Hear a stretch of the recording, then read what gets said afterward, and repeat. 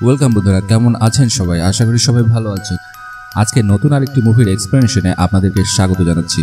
তো চলুন শুরু করা যাক আজকের মুভির এক্সপ্লেনেশন।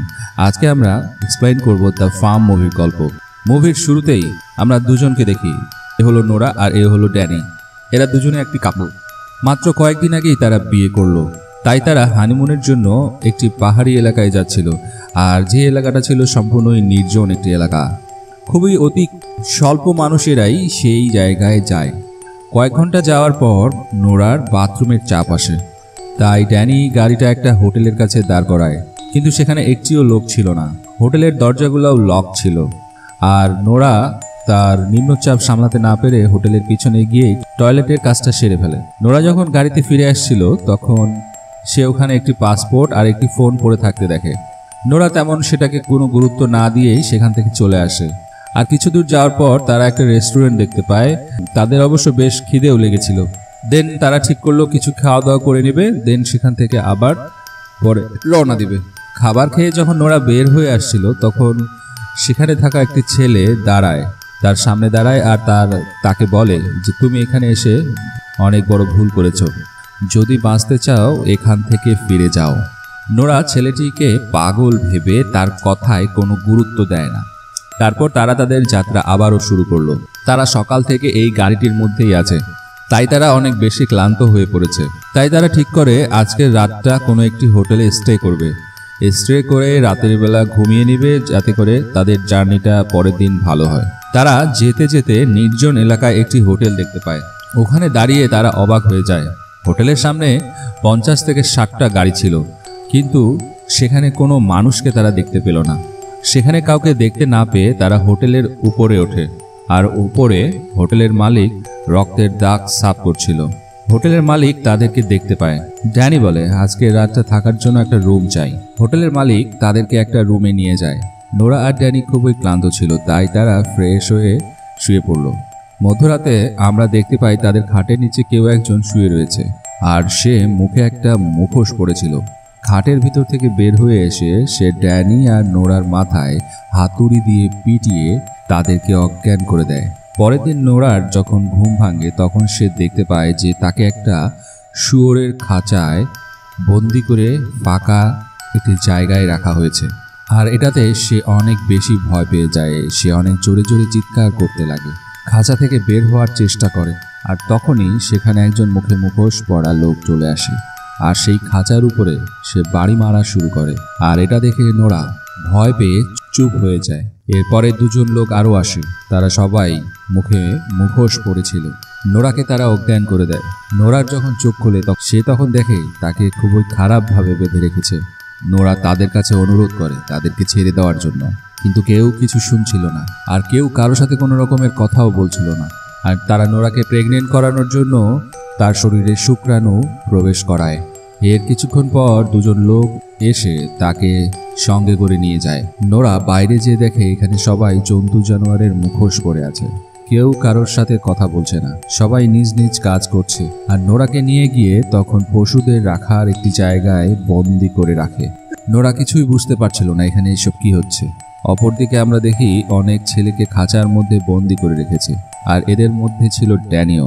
ড্যানি অনেক চিৎকার করে খাঁচা থেকে বের হওয়ার চেষ্টা করে, কিন্তু পারে না। আসলে এখানে যে বন্দি লোকগুলো রয়েছে তারা সবাই এখানে ঘোরার জন্য এসেছিল, কিন্তু মুখে মুখোশ পরে থাকা লোকগুলো তাদেরকে সবাইকে বন্দি করে রেখেছে।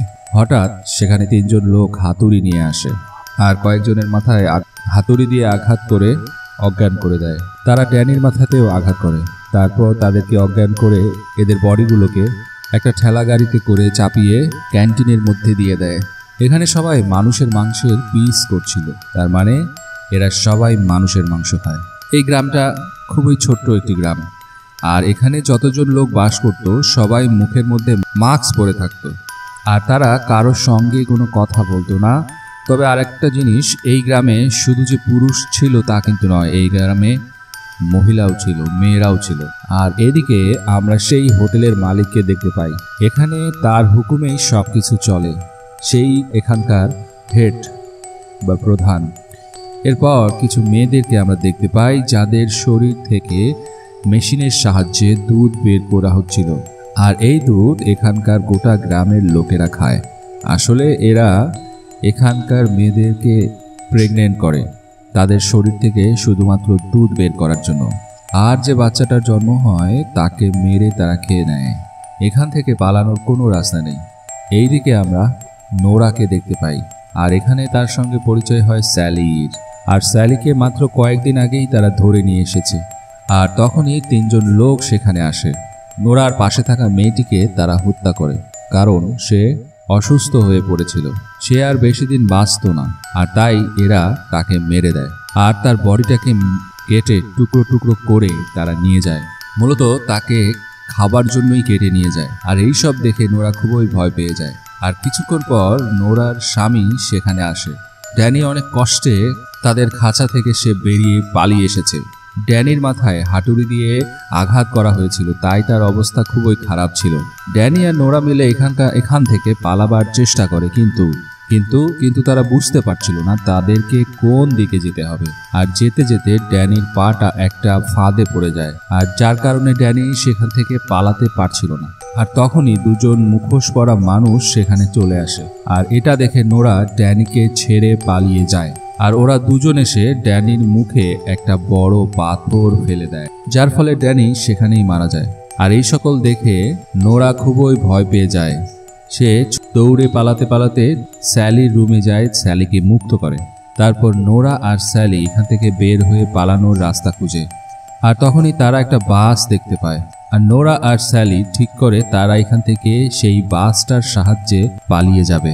তারা 2 জনে যখন বাসের মধ্যে উঠে সেই বাসটাকে স্টার্ট করে, তখন দেখে তারা যাদের কাছ থেকে পালিয়ে যাচ্ছিল তারা সবাই বাসের সিটে বসে আছে। নোরা আর স্যালি আবার ধরা পড়ে যায়। পরের দিকে আমরা দেখি নোরা আর স্যালিকে উলঙ্গ করে তারা ডিনার টেবিলে ডিশ সাজিয়ে রেখেছে। এর মানে তারা নোরা আর স্যালিকে খেয়ে নেবে। আর এই মুভিটা এখানেই শেষ হয়ে যায়। পৃথিবীতে এরকম মানুষ 99% আছে যারা মানুষদেরকে বন্দি করে রেখে মানুষের দুধ আর মানুষের মাংস খাচ্ছে। আর সাধারণ মানুষ পশুদেরকে বেঁধে তাদের দুধ আর তাদের মাংস খায়। সাধারণ মানুষ আর এদের মধ্যে পার্থক্য খুবই কম। এরা মানুষদের উপর অত্যাচার করে, আর সাধারণ মানুষেরা পশু পাখিদের উপরে অত্যাচার করে। এই মুভিটা এটাই বোঝাতে চেয়েছে যে পশু পাখিদেরও অনেক কষ্ট হয়। সো বন্ধুরা, কেমন ছিল আজকের মুভির এক্সপ্লেনেশনটি অবশ্যই কমেন্টসে জানাবেন। যারা এখন পর্যন্ত চ্যানেলটিকে সাবস্ক্রাইব করেন নাই তারা সাবস্ক্রাইব করে রাখতে পারেন। দেখা হচ্ছে পরবর্তী মুভির এক্সপ্লেনেশন নিয়ে।